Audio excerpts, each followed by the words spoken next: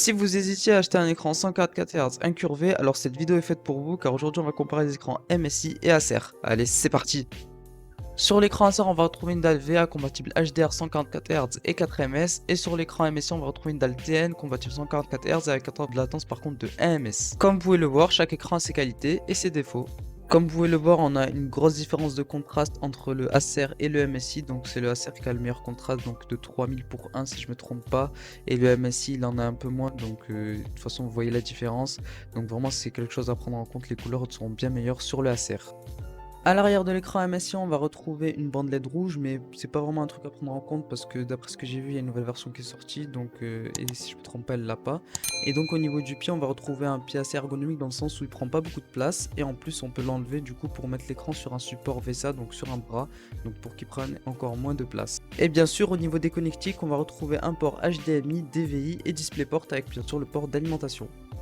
Au niveau de l'arrière du Acer, on va retrouver un support VESA, donc 100x100 et 75x75. Mais au niveau du pied, comme vous pouvez le voir, c'est vraiment un gros pied mastodonte. Donc si vous avez un bras, mettez l'écran sur un bras, c'est 1000 fois mieux. Par contre, la tige du pied, on va pas se le cacher, elle est vraiment très belle.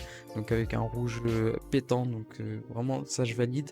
Mais par contre, la base du pied est vraiment trop grande, elle prend énormément de place, comme vous pouvez le voir, c'est abusé à quel point elle prend de la place. Donc à ce niveau-là, c'est vraiment l'écran MSI qui gagne. Et au niveau des connectiques, cette fois-ci on va retrouver deux ports HDMI et un port DisplayPort, avec bien sûr le port d'alimentation. Au niveau de l'esthétique des dalles, on va retrouver les mêmes bordures et le même niveau d'incurvation, c'est-à-dire 1500 Hz si je me trompe pas. Donc à ce niveau-là, c'est vraiment kiff kiff, c'est pareil. Au niveau de la gestion des couleurs et des paramètres, donc au niveau de l'écran MSI, on va avoir le DCR, c'est un genre de HDR, mais on va dire en moins bon, parce que comme vous pouvez le voir, les couleurs elles sont meilleures sur le Acer.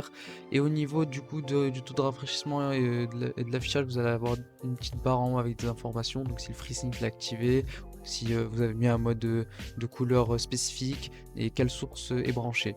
Donc au niveau de l'écran Acer, le menu je trouve qu'il est un peu mieux garni dans le sens où comme vous pouvez le voir, quand je vais cliquer sur menu, ça va vraiment me sortir un grand panneau, donc avec plein de possibilités de modifications. Donc on a la luminosité, on peut changer le contraste, le boost du noir, donc, et bien sûr le mode HDR, donc, qui fait qu'il est meilleur que le MSI techniquement. Petite spécification vraiment à ne pas négliger, c'est au niveau de la luminosité, car l'écran Acer possède une luminosité d'une puissance de 300 candela par mètre carré, contrairement au MSI qui possède une de 200. Donc vraiment vous dites c'est que 100 de différence, ça doit pas trop se voir, mais au contraire ça se voit énormément quand vous mettez les deux écrans à côté.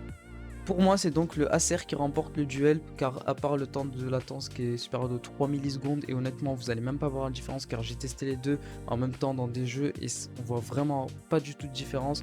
Donc, à part ça, il n'y a que du bonus par rapport au MSI qui, lui, comparé au Acer, est vraiment beaucoup de points négatifs concernant surtout pour moi la luminosité et les couleurs. Vraiment, c'est ce qui va vous faire pencher vers l'écran Acer plutôt que le MSI, car c'est vraiment ce qui fait la différence. Donc voilà les Rayton, bah, surtout n'oubliez pas de lâcher le petit pouce bleu, de vous abonner et de partager. C'était Zenitsu, peace.